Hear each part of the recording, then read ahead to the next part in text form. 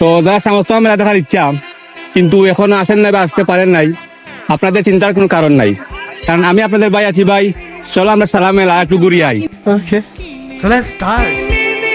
তুই রেশমি চুড়ি নইলে করবো তোর সাথে